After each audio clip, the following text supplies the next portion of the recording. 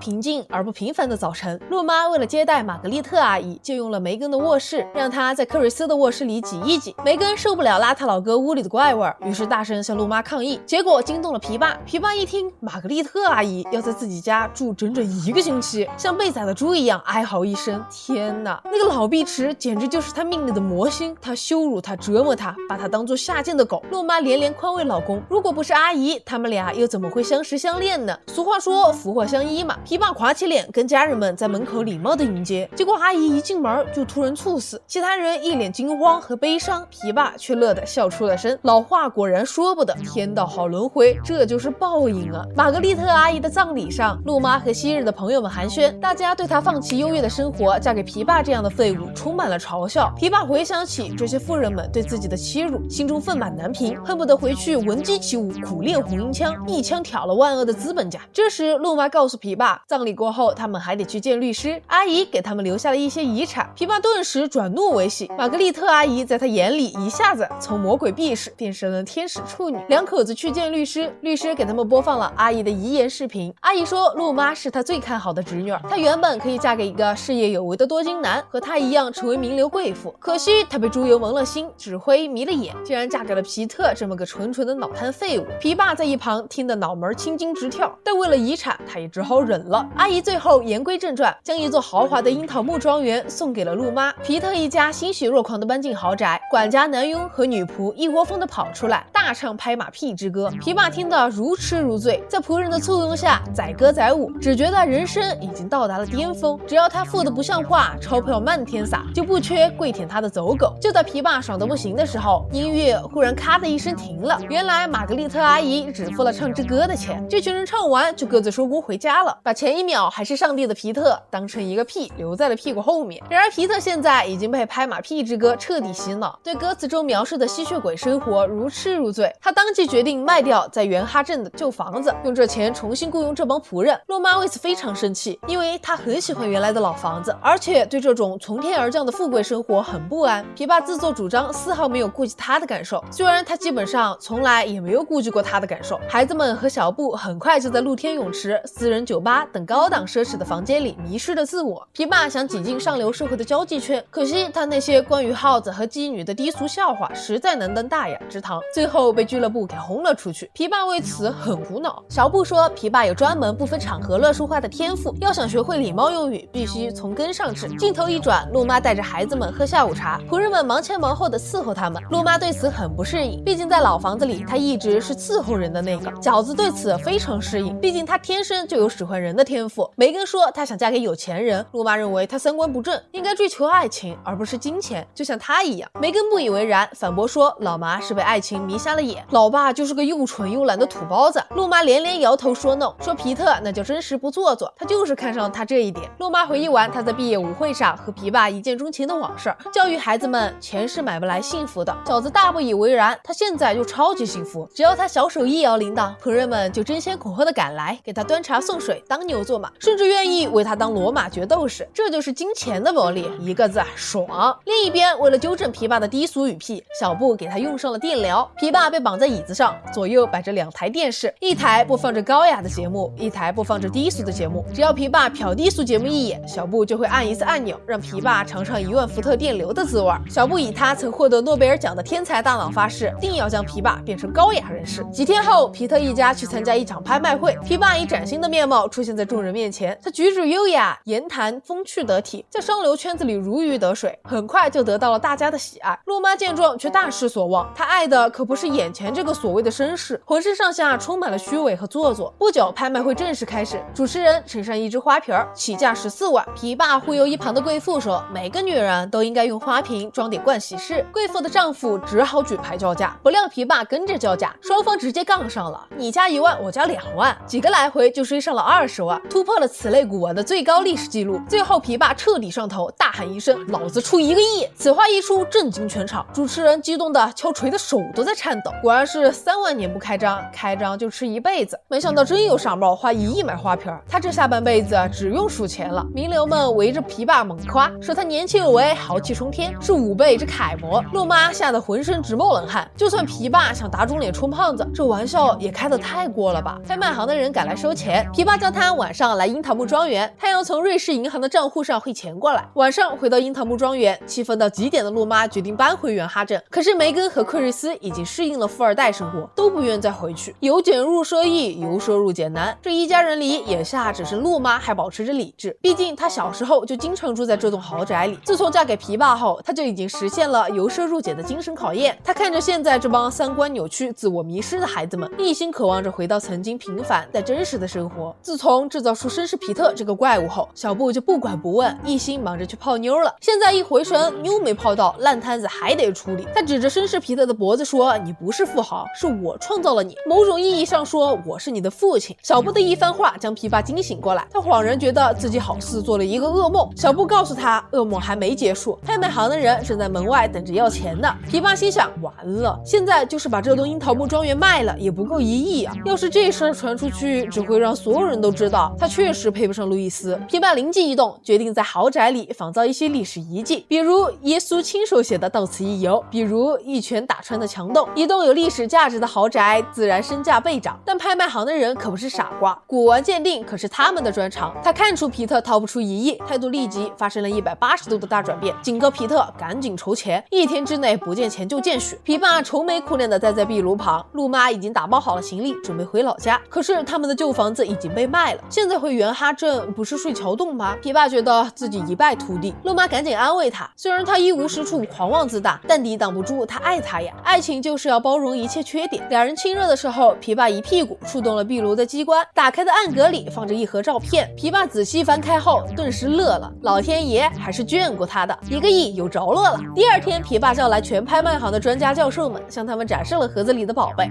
以证明这栋豪宅确实具有历史意义。盒子里都是历代总统在这里飘飘乐的照片，这些珍贵的历史资料证明，樱桃木庄园曾经是美国第1总统妓院。就这样，皮特一家赎回了在元哈镇的老房子，继续过着安贫乐道的生活。他再也不会因为陆妈的家人骂他一无是处而气愤，因为他知道这些有钱人祖上也不过是皮条客和劳保。陆妈的阿姨风波过后，皮爸的老爹就叫皮老头吧，他在火柴厂干了60年，现在要退休了，所以得搬进皮特家里住。皮爸为此很开心。这一回轮到孩子们难受了，他们都记得爷爷邋里邋遢、一身怪味道，而且耳毛浓密的像青青草原，别提多恶心了。陆妈也不太喜欢皮老头，当初就因为他不是天主教徒，皮老头竟然在婚礼上摆花圈骂他。皮爸忙劝家人们都忍让一些，老爹一辈子都忙着工作和祈祷，极少愿意花时间陪他。现在老爹好不容易退休了，皮爸期待着能和他加深一下父子感情。皮特一家参加了皮老头的退休欢送晚会，皮老头在台上怒斥这些虚伪的同事，说自己在这儿为厂子加了一辈子的班，现在却被当初没用的老狗一脚踢开，上帝会惩罚这群白眼狼。饺子一瞧爷爷如此刚猛，顿时将他封为人生偶像。